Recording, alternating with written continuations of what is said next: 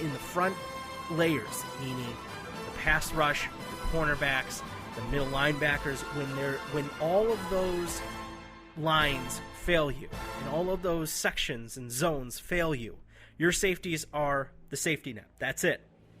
That's the last line of defense before the end zone. You've seen the running game break through, opposing running games, break through those first two lines of coverage, and the safeties have to come in and help.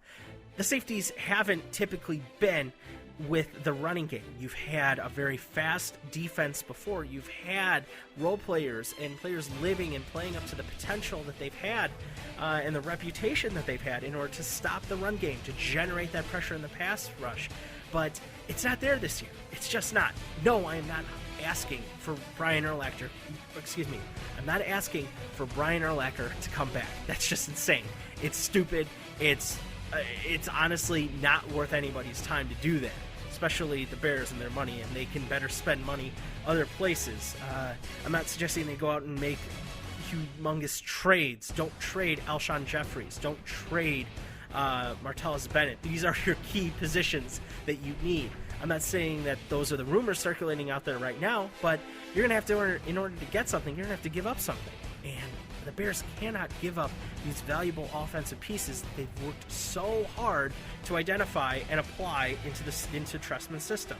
So, that being said, I don't know what the answers are. I certainly hope that they can fix whatever they can over these next couple of weeks with the bye happening, and maybe bringing somebody in off the street. I don't know. I don't know if that talent's out there on the couch, on whatever semi-retired NFL couches are out there. I just don't know. I don't know if Jordan Palmer is going to be an answer. I don't know if Josh McCown is going to be the answer. He certainly seemed like he has the edge enough to play and has the skill set to be effective. I certainly hope so, but this entire thing is just one more injury away from collapsing. I think I know who that injury could be, specifically Charles Tillman. He was getting beat on coverage. He was chasing defenders rather than blanketing them, rather than being the coverage, rather than being that defensive force and turnover force that we know him to be. He had an interception. That's great. I'm very happy that he did. Just, hey, pack on the stats for him while you can. But you cannot rely on these two little safety valves, specifically Charles Tillman, Tim Jennings playing the corners when the other, 9 players can't do jack. The pass rush isn't there. Corey Wooten had a good game. I'll give him credit, defensive lineman. Shea McClellan, I don't know if he's making the progress that they'd like him to. Certainly coaches are talking that, okay, he is making progress and they see the things that they want to see for him. But can he play linebacker at the NFL level? I don't think so. I don't even know if he could be a defensive end at the NFL level. So the Bears are kind of caught in between there, and we'll see what happens. But overall, a very, very bad week for the Bears, certainly creating more questions and more problems this going into this bye week. And I'm not going to say that winning the game would cover those up. I think winning masks a lot of those things, and something else that masks a lot of bad talent is healthy players.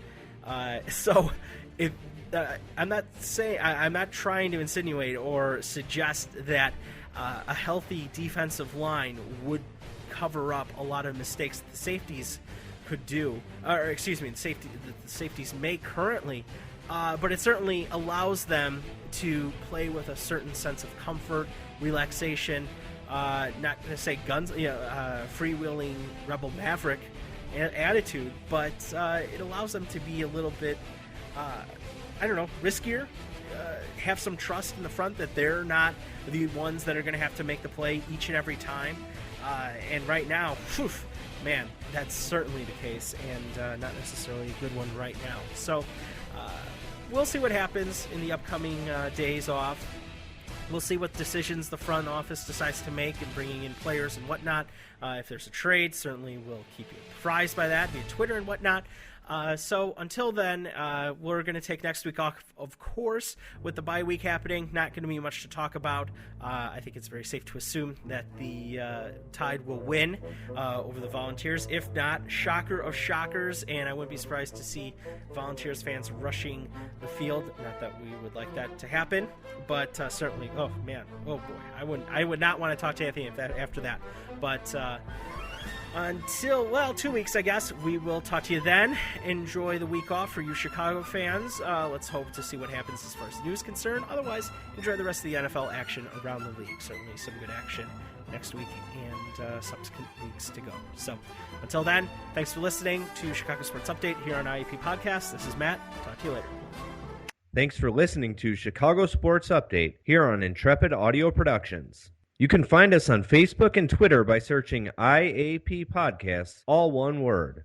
We make it easy to listen to us at home or on the go because you can subscribe to us via iTunes or on your browser at Spreaker.com. Listen to us on the go with the Stitcher Radio app, available for all smartphones. Want to interact with the team directly? Leave any questions, comments, or feedback you may have at our Facebook page. You can also like our page to know about special events, shows topics, and listen directly on our page to new and past episodes. Feel free to email us anytime at iappodcast@gmail.com. IAP Podcasts, pioneering the best in independent podcasting.